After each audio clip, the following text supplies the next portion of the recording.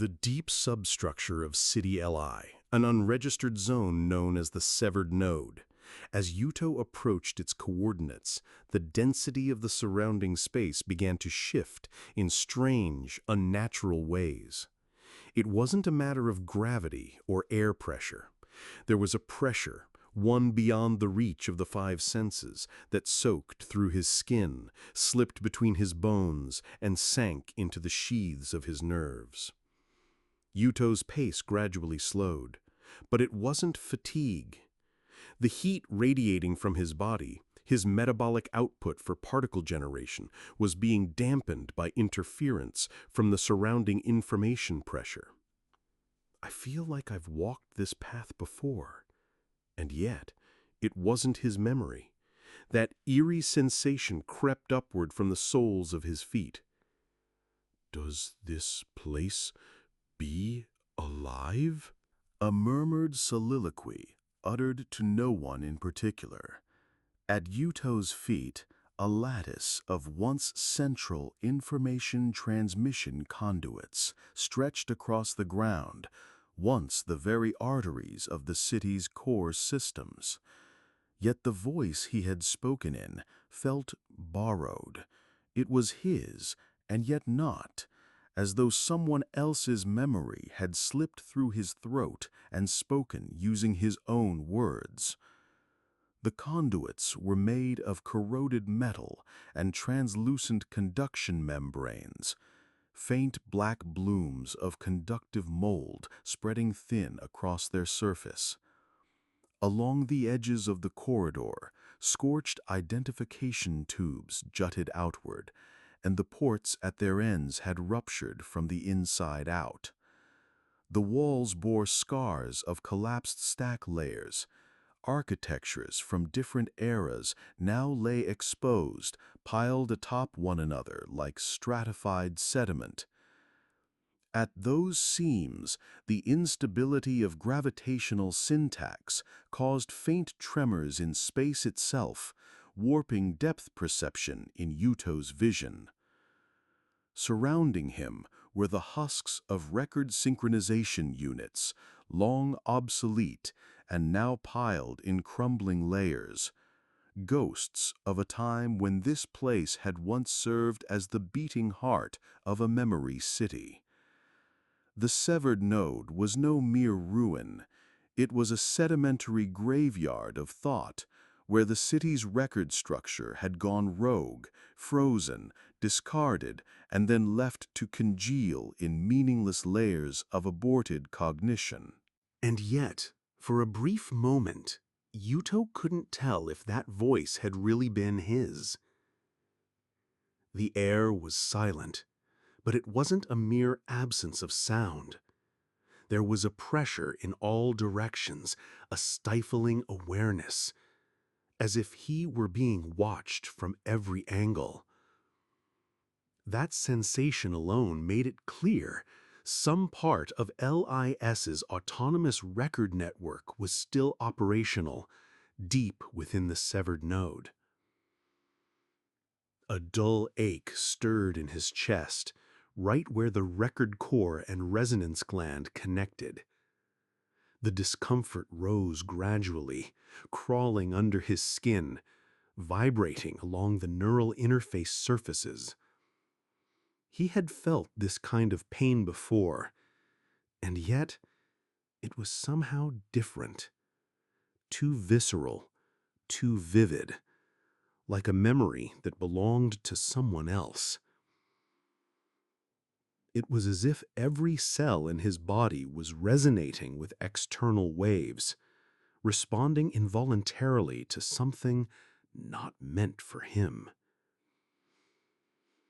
The ache wasn't physical pain in the traditional sense. It was more like an autonomous rejection signal, an internal error triggered by the presence of unidentifiable data. But it wasn't merely discomfort. There was something more insidious, almost familiar. As if someone else's memories were seeping into his nerves, an uncanny affinity with something utterly alien. A faint distortion lingered in the surrounding space. It wasn't something that could be seen or heard, nor was it wind or electromagnetic interference. It felt as though the space itself were trembling ever so slightly, like the tension left behind in the silence after someone's presence has disappeared. This phenomenon was known as a syntax wave, a ripple in the meaning structure embedded within the city's space itself. In other words, it occurred when definitions like "what is supposed to exist here" or "how should something exist" began to waver. A fluctuation in definition. And it wasn't just this place. Even the contents of his own memory felt rewritten, altered by something beyond him. Normally, such phenomena wouldn't occur unless triggered by the conscious will of an observer. But right now, Yuto's very presence was shaking that definition. The space around him was in flux, unsure of how to define him. That's when he realized. This space was subtly reminiscent of his own memories. And yet, at the same time, it felt like someone else's. An oppressive sensation, like his inner world was being filled with the history of another. At the edge of his vision, the contours of space wavered and bled, as if the very world were testing out how it should exist. In other words, the environment was struggling to decide how it ought to define Yuto's presence. Deep within Yuto's body, in the delicate strata where information and sensation intersected, particularly those tied to emotion, something quivered faintly in response to the unsettling fluctuations around him. It was like the silence just before someone calls your name, while their eyes are fixed on you from a place you cannot see. There was an intention within that invisible wave, like the sensation of being noticed before being addressed. As if, somewhere in this world, someone had just become aware of Yuto's existence. It was a strange mix of unease and premonition. Suddenly, a shimmer passed through his vision. In a space near black, drained of all reflection, a faintly glowing silhouette emerged. It was as if some being, possessing a will to reveal itself, had opened up its information and presence, allowing itself to be seen. Akina Kaguragi. She was cloaked head to toe in black. The fabric wrapped around her was woven from light-dampening camouflage fiber, a specialized material designed to absorb light and blend seamlessly into any background, crafted specifically for record-obscuring use. Ordinarily, one wouldn't even notice her approach until she was already near. And yet, to Yuto, her figure appeared perfectly discernible, like tracing the outline of something already known. Akina's silhouette stood out with a distinct brightness and presence, different from anything else in the scenery. Her movements didn't just register in his eyes, they sent ripples through his skin, into the deepest folds of his memory. It was as if Akina had released her own informational particles outward, precisely tuning herself to the wavelength of Yuto's inner architecture, his senses, his memories, so that even her presence could resonate with him on a molecular level. I've felt this frequency before. Or rather, I've experienced this once. That sensation expanded through his chest, unprovoked, without any proof. Her black garments drifted without a sound, defying gravity, gliding with her motion. Faint particle lights seeped from beneath the fabric, outlining her form in a subtle glow. From beneath the shadow of her hood, sharp cheekbones and a taut jawline emerged, leaving a lasting impression. And when her pale silver-gray eyes caught the light, they cast the impression of someone who could see straight through a person's thoughts.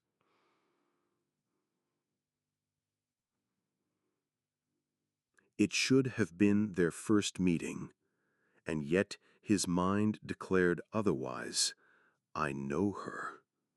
Not from sight, but from somewhere deeper, from a layer of memory far below conscious thought. Akina's hair, a near silver shade of black, fell to just about her shoulders, swaying gently as it spilled from the shadow of her hood. Her posture was straight, her stance soft, yet marked by the grounded stability shared by those who have undergone rigorous training. She carried both the tension of a soldier and the measured stillness of an engineer.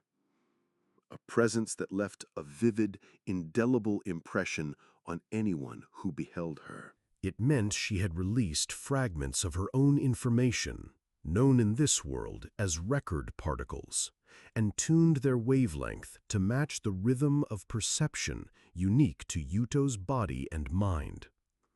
Put simply, Akina had adjusted the very mechanism of visual recognition to align with his senses, like setting an encryption key, so that her presence would be transmitted to him alone with perfect clarity.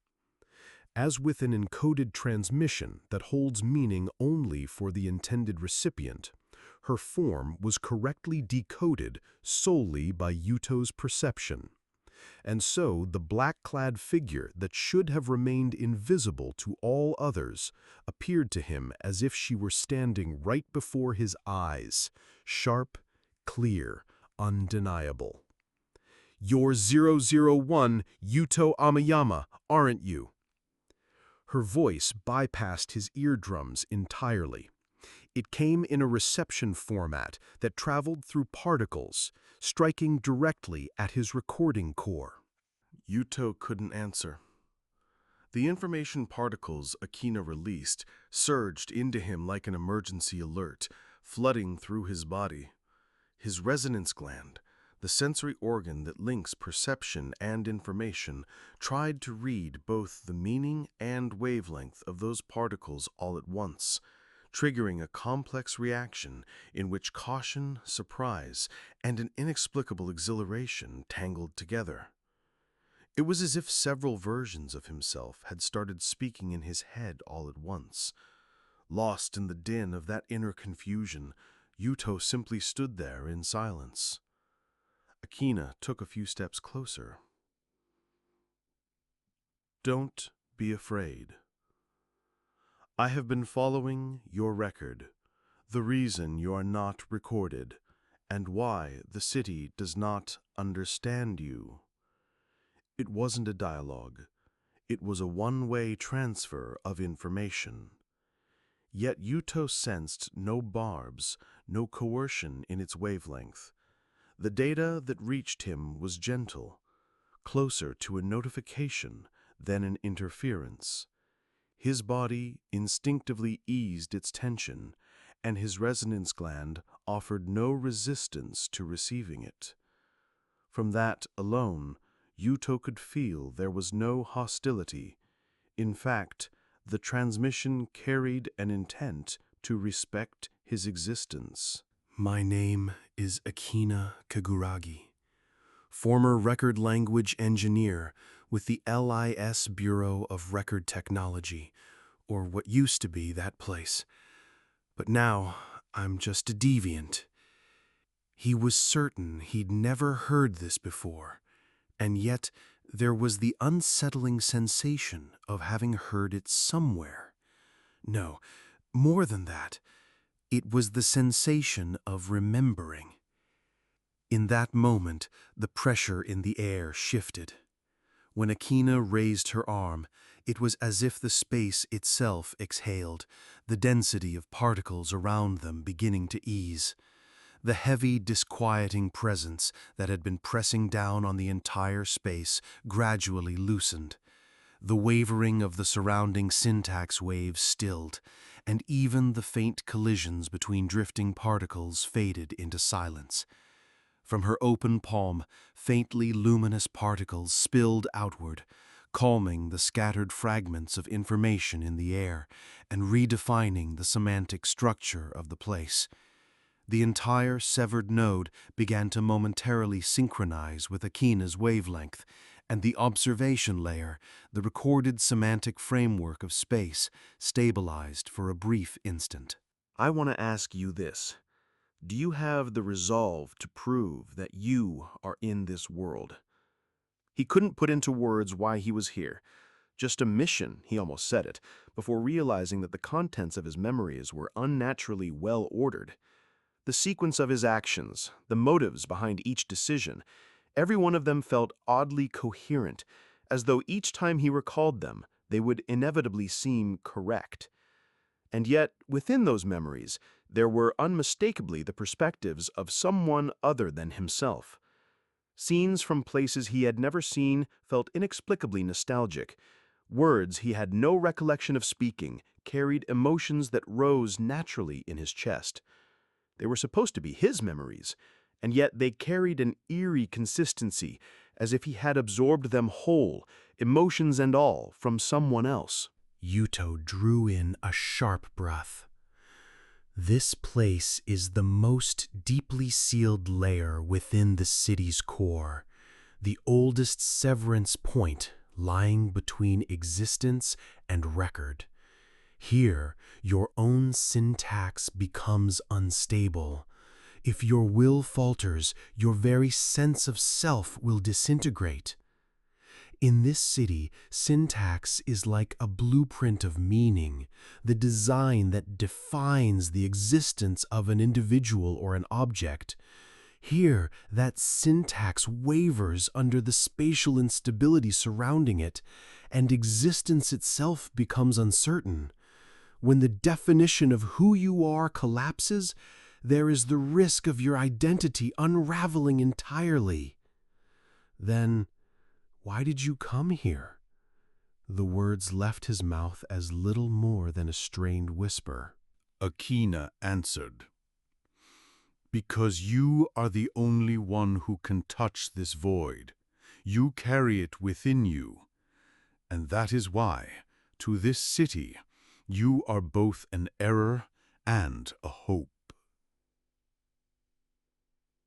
At the deepest end of the severance node, within a space where thick layers of information particles drifted like a dim, heavy mist, a pair of record syntax pillars rose in silent stillness. They had the dense, weighty texture of obsidian, their surfaces traced at intervals by faint pulses of light. Around them, waves like the aftershocks of meaning, impossible to translate into either language or sound, moved in slow oscillation, stirring illusions and resonances in the mind of any who drew near. At the base of the pillars, multiple strata of syntax plates for record fixation were stacked one atop another, sedimented like the layered strata of time itself. This was a place unreachable through any standard access, its decoding impossible. The city's initial structure, the primordial record that had made it a record city, sealed away in the deepest stratum of both perception and existence. Akina turned her gaze toward it. She now stood within a few meters of the record syntax pillars, one foot slightly forward, intently observing the pulse of the surrounding space. It was mixed. Within her own memories, An unmistakably different life had slipped in. It blended so naturally, so inseparably, that the fact she had not noticed until now felt, in hindsight, the more unnatural thing. It was a strange sensation, as though multiple people had for this single moment been compressed into one shared consciousness. The mist of particles in the air flowed as if to avoid her, showing that her very existence was both alien to this space and yet its central point of gravity. Behind her, the stacked strata of syntax plates loomed, and at her feet, each step she took sent ripples of particle reactions spreading outward. In the direction of her gaze, the still unopened boundary of the record shimmered faintly, flickering as it wavered. With our resonance ratio, we can access it. But what lies beyond, her voice was steady, is the sin of the record the city's core has kept hidden all this time. Yuto gave no reply. There was a sensation in his chest, heavy, sinking slowly. Something too uncertain to be shaped into words creaked soundlessly within him. Fear, confusion, and above all, a deep-seated urge to understand, so far beneath the surface he hadn't even realized it was there. All of it tangled together into something far too complex to be spoken aloud. And yet, his body had already given its answer. Without thinking, Yuto stepped forward, matching Akina's direction. In that instant, the disconnection node responded. The flow of particles surged soundlessly from the deepest part of the space, spiraling upward. It was like the sudden birth of a whirlpool in the deep sea. The particles within the space began to rotate, defying gravity, and the edges of his vision warped and wavered. Threads of minute light crossed one another like ripples, and a faint vibration propagated through the entire space. From beneath his feet, a layer of particles rose, swaying in the still air, drawing inward toward the center as if being pulled. The information layer was opening, silently, yet unmistakably. It was the quiet sign of a mechanism long rusted, set into motion by a fragment of memory sliding into its keyhole. And then, from beyond the fissure, another wavelength emerged. The presence closing in from behind was neither simple hostility nor mere caution. It was heavy, deep, and pressure that seemed to slip beneath the skin, akin to the certainty that comes when someone has found you. He was the one who had called it forth. The being now poised to emerge from beyond the fissure, the twisted memories, the warped space, was flowing in, mediated through his very existence. Otherwise, there was no way it could be responding with such clarity. It was the third presence, one that was never meant to be observed.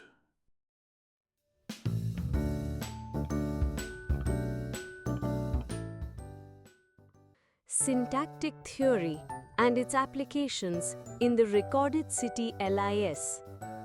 Welcome to the lecture on syntactic theory in the recorded City L.I.S. In this session, we will explore the informational framework that underpins the entire city, known as the syntax, and examine, through concrete examples, what it is and how it is utilized in both daily life and the city's operational functions. Chapter 1. What is syntax? In the recorded city, L.I.S., syntax refers to a coherent set of information required for existence to be established. In other words, for anything, be it a building, a human, a material object, or even space itself, to be recognized as present, the information related to it must be organized into a specific format. This structured whole, syntax, equals a patterned cluster of information, becomes the city's definition of existence. Concretely, the meaning of an entity's existence is guaranteed when the following types of syntax are combined: historical syntax, information that records its past existence; observational syntax, information used to detect its present existence; semantic syntax, information that allows for understanding what it is. When all of these syntaxes are present, the state of being there or being present is confirmed within the city's network. Symptoms caused by syntax disruption. When syntax cannot be properly maintained, various forms of existential disorder occur within L.I.S. You can think of this much like a physical illness or a psychological condition. Instability of perception, unable to appear to the eye or to sensors. Incoherence of self, a diminished sense of being oneself. Spatial dissonance, sensations of warped depth or shifts in gravity. These phenomena are referred to as syntax errors, most often caused by inconsistencies in the record or instability in spatial structure. With proper environmental calibration and the reconstruction of information particles, most cases can be treated or stabilized. Chapter 2. Applied examples of syntax. 1. Spatial construction and urban design. In L.I.S., the creation of any structure begins with the design of its spatial syntax. This refers to the set of information that defines whether a structure of a given shape and purpose may exist within a given space. What's important to note is that syntax does not arbitrarily generate space. Rather, it functions to guarantee spatial coherence while respecting physical laws. For example, syntax can optimize ceiling load distribution or the efficiency of a ventilation system, thereby improving the structural stability of a building. In this way, it is applied in direct connection to actual physical performance. 2. Personal authentication and behavioral control. Within the city's facilities and districts, personal authentication through syntax is commonplace. Anyone without an approved syntax ID will have their recognition of that area nullified by the city system, effectively rendering them unable to enter. However, this does not mean bypassing real-world doors or walls. Rather, syntax governs physical phenomena. For instance, an automatic door will not respond to an unauthorized individual, or a particle membrane for passage will remain sealed. 3. Communication and perception assistance. syntax can also serve as an alternative means of language and communication. By transmitting meaning itself through information particles, understanding can be shared without relying on sound or sight. This allows for instant comprehension even in darkness, amidst heavy noise, or during high-intensity operations, making it especially valuable in medical settings, disaster response, and remote control environments. 4. Emotional and memory stabilization support. Consciousness and emotion manifest as subtle syntactic variations, known as shallow syntax. When cognitive impairments or emotional instability occur, adjustments to these syntactic patterns can assist in restoring mental stability. This functions as a form of informational therapy integrated into the city's medical technologies. Syntax as the mechanism of existence and order. In the recorded city of L.I.S., syntax is the informational infrastructure that underpins the very meaning of existence. It is not merely code or a set of commands, but the very order of information that defines how one exists within this world. Everything we see, touch, and perceive, each of these is defined through syntax, and only through syntax are they accepted by the city as a meaningful existence. In this lecture, we explored the fundamental mechanisms of syntax and its practical applications.